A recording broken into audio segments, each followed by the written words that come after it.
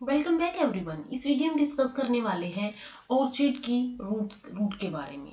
Orchid जो होता है ये भी एक मोनोकोट होता है एंड मोनोकोट के अंदर हमने मेज की रूट भी डिस्कस की थी। तो इसका ट्रांसफर सेक्शन के अंदर कौन कौन से टिश्यूज पाए जाते हैं उनके बारे में आज की वीडियो में डिस्कस करेंगे। तो सबसे पहले ऑर्चिड की जो रूट है इसके अंदर सबसे बाहर पाई जाती है ग्राउंड इसका प्लान है जिसके अंदर एपिडर्मिस पाई जाती है, या फिर इसको बोला जाता है यहाँ पे रूट्स के केस में एपिब्लेमा। इसके बाद नेक्स्ट यहाँ पे पाई जाती है, इसके अलावा कुछ केसेस में एक्सोडर्मिस भी पाई जाती है, कोर्टेक्स यहाँ पे पाया जाता है, फिर अंदर स्टील पाई जाती है, स्टील एंडोडर्मिस एंड पेरिसाइकिल से ढकी हुई होती है। इसके अलावा यहाँ पे ये फाइब्रस थिकनिंग इसके अंदर पाई जाती है, जो कि ये वाली लेयर है इसके अंदर। तो यहाँ पे वन बाय वन इनके बारे में हम डिस्कस करने वाले हैं। तो सबसे फर्स्ट आती है एपिडर्मिस।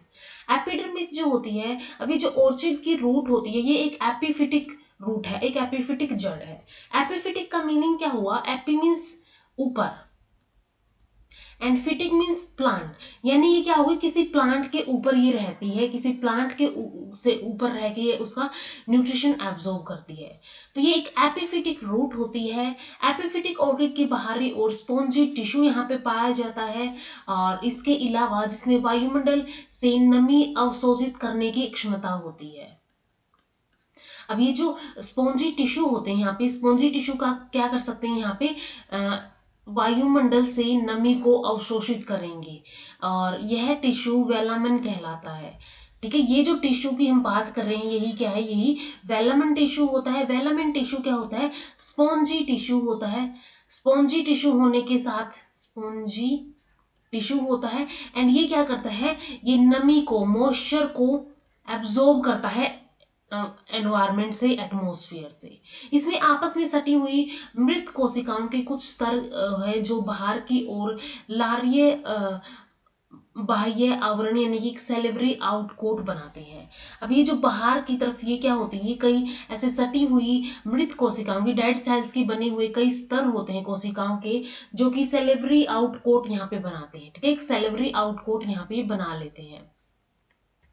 इसके बाद ये जो इसकी एपिडर्मिस की लेयर होती है ये पोरस होती है, छिद्रित होती है, जिसमें पूरा टिश्यू स्पंज की तरह कार्य करता है। जैसे स्पंज होता है, स्पंज के अंदर क्या होता है, उसके अंदर जो होल्स होते हैं वो एक तरह से, वो जो पोर्स होते हैं वही यहाँ पे पोरस जो नेचर है वो शो करते हैं।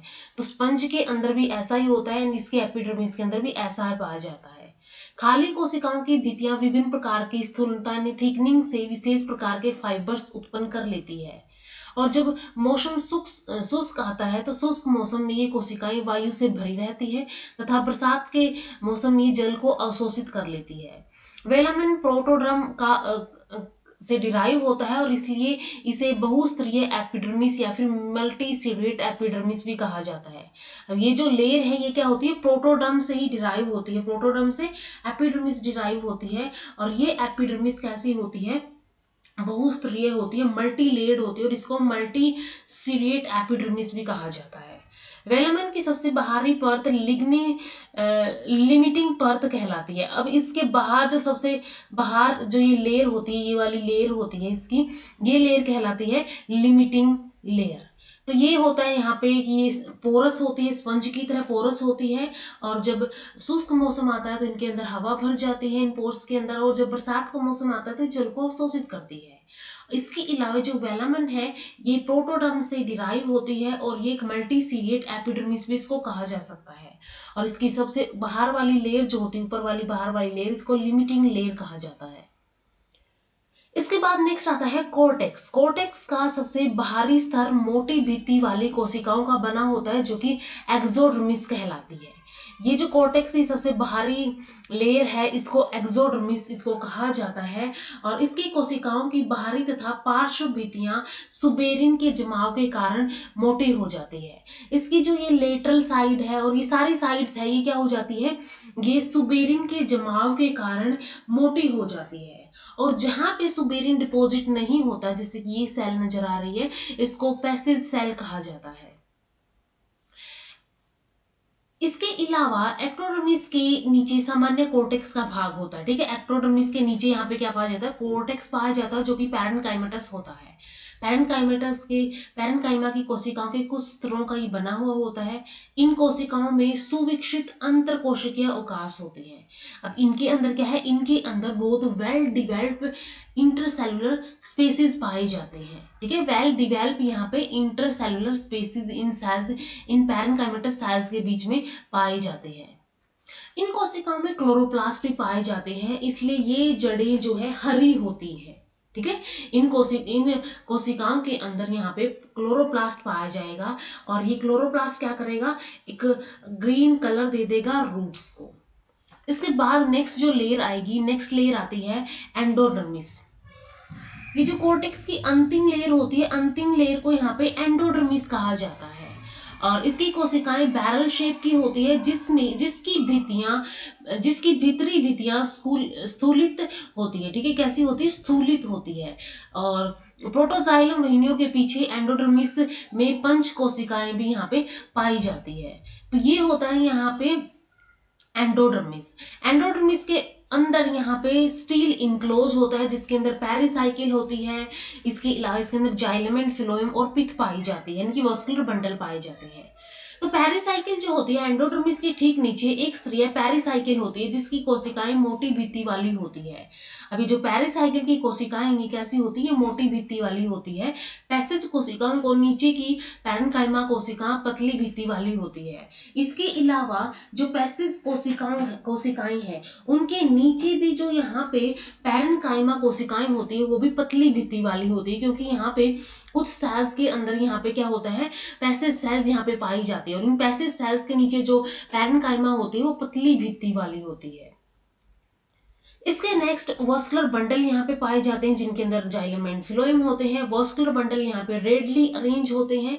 जाइलम एंड फिलोएम के बंडल्स की संख्या बराबर होती है और एक दूसरे के एकांतर होती है, यानी एक जाइलम होगा, ये जाइलम हो गया, फिर फिलोएम, जाइलम, फिलोएम, ये ऐसे पाए जाते हैं। बंडल्स 6 से अधिक होते हैं, ठीक है, 6 से ज्यादा बंडल्स यहाँ पे पाए जाते हैं। जाइलम तथा फिलोएम के बीच इनकी घेरे हुए पैरेन्काइमा कोशिकाएं को संयोजी उत्तक यानी कि कंजक्टिव टिश्यू ही बनाते हैं। जाइलम एंड फिलोएम को जो सराउंड करता है टिश्यू, उसको कंजक्टिव टिश्यू यहाँ पे बोला जाता है।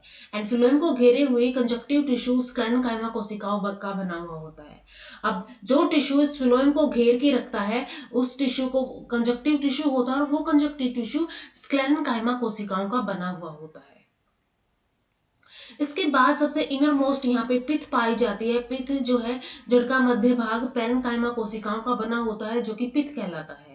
यह भाग की कोशिकाओं में स्थूलता उत्पन्न हो सकती है, ठीक है। जब भी इसके अंदर क्या होगी, इसके अंदर थिकनिंग उत्पन्न हो सकती है डेवलपमेंट के साथ साथ। तो ये पिथ होती है यहाँ पे सबसे बीच में। इसके अलावा वस्कुलर बंडल में यहाँ पे फिलोएम ये हमने देखा था, और ये जाइलम पाया जाता है, जिसके अंदर मेटा एंड प्रोटोजाइलम पाए जाते हैं। और जो फिलोएम है उसको सराउंड जो करती है वो स्क्लेरेन्काइमेटस की सेल्स होती है। जो कंडक्टिव टिश्यू होता है, कंजक्टिव टिश्यू होता है, वो क्या करता है, स्क्लेरेन्काइमा कोशिकाओं का बना हुआ होता है। तो यहाँ तक हमने देख लिया है कि कौन कौन से स्ट्रक्चर्स यहाँ पे पाए जाते हैं ऑर्चिड की रूट में। वेलामन होता है, स्पॉन्ज लाइक होता है, और फिर एक्सोडर्मिस पाई जाती है जो कि सुबेरिन युक्त होती है। कुछ पैसेज सेल्स यहाँ पे पाई जाती है। इसके बाद कोर्टेक्स पाई जाती है। कोर्टेक्स के अंदर जो सेल्स होती है वो पैरेन्काइमेटस सेल्स होती है और उनके बीच में इंटरसेलुलर स्पेसिस पाए जाते हैं। कोर्टेक्स के इनर मोस्ट यहाँ पे एंडोडर्मिस पाई जाती है, देन पेरिसाइकिल के बाद यहाँ पे वस्कुलर बंडल पाए जाते हैं, जिसके अंदर जाइलम एंड फिलोएम पाया जाता है। एंड जाइलम एंड फिलोएम के सराउंड यहाँ पे कंजक्टिव टिश्यू पाया जाता है। इसके अलावा सेंटर में यहाँ पे पिथ पाई जाती है, जो कि पैरेन्काइमेटस सेल्स की बनी हुई होती है। तो यहाँ पे हमने ऑर्चिड के रूट के बारे में डिस्कस कर लिया है। नेक्स्ट वीडियो से हम डिस्कस करेंगे मॉडिफिकेशन ऑफ रूट्स के बारे में, कैसे कैसे रूट्स के अंदर डिफरेंट टाइप की मॉडिफिकेशन होती है। तो मिलते हैं नेक्स्ट वीडियो में। वीडियो अगर हेल्पफुल लगे तो लाइक कीजिए, शेयर कीजिए अपने फ्रेंड्स के साथ, इन चैनल को सब्सक्राइब कर लीजिए। Thank you so much.